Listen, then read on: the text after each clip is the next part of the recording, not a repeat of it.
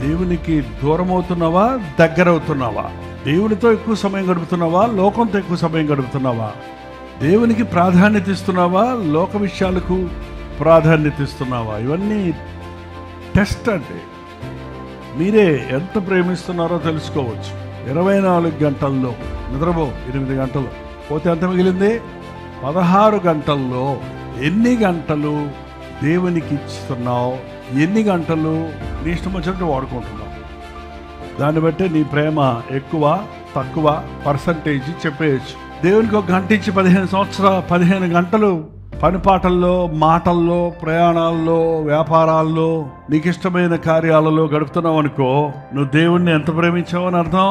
దేవుణ్ణి ప్రేమించేవారు దేవుని వాక్యాన్ని ప్రేమిస్తారు, దేవుని సన్నిధిని ప్రేమిస్తారు, దేవుని బిడ్డలను ప్రేమిస్తారు, దేవుని పనులు ప్రేమిస్తారు, దేవుని కొరకు జీవిస్తారు.